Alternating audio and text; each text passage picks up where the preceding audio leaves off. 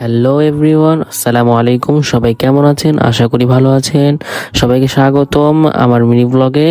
আজ গ্রাম থেকে রওনা দিচ্ছি ঢাকার উদ্দেশ্যে। প্ল্যান হচ্ছে একটু শপিং, একটু ঘোরাঘুরি আর একটু জমিয়ে খাওয়া দাওয়া।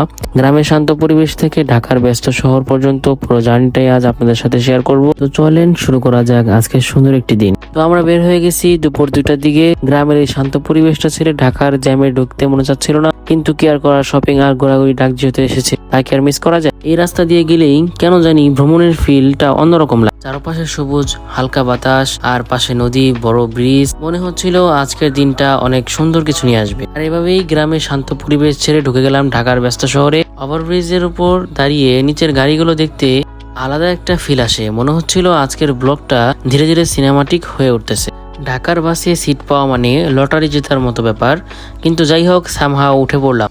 এরপর গাবতলী নেমে একটি রিক্সা নিয়ে চলে যাচ্ছি মিরপুর 1 নাম্বার। কিন্তু আকাশের অবস্থা দেখে মনে হচ্ছিল এখনই অনেক জোরে বৃষ্টি হবে। মেঘগুলো দেখতে এত সুন্দর লাগছিল। ঢাকার মেঘলা ওয়েদার আসলে অন্যরকম সুন্দর। মিরপুরে ঢুকতেই শহরের ভাইব পুরাই চেঞ্জ। একদিকে ব্যস্ত রাস্তা আর একদিকে মেঘলা আকাশ, একদম মুভি সিনের মতো লাগতেছিল। এবার চলে এলাম শপিং মিশনে। বাজেট বেশি নয়, শুধু কিনবো 4টি পাঞ্জাবি নবীন ফ্যাশন থেকে।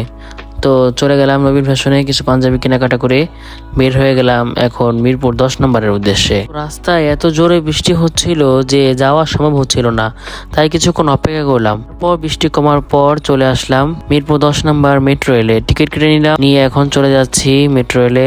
এখন যাব হচ্ছে আমরা মিরপুর 10 থেকে পল্লবীতে একটা রেস্টুরেন্ট আছে, অনেক সুন্দর একটি রেস্টুরেন্ট। রেস্টুরেন্টের নাম হচ্ছে হাওয়া রুফটপ রেস্টুরেন্ট। তো সেই রেস্টুরেন্টে আমরা যাবো। আমরা লিফটে করে চলে যাচ্ছি উপরে মেট্রো রেলে উঠে চলে যাব পল্লবী।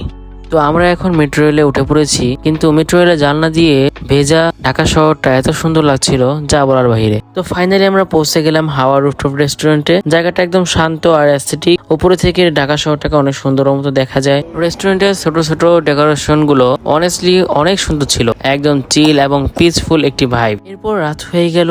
ঢাকার রাতের আলো আর মেট্রো স্টেশনের ভাই সত্যি আলাদা। দিনটা কিভাবে এত দ্রুত শেষ হয়ে গেল বুঝতেই পারলাম না। অবশেষে ফিরছি বাসার দিকে।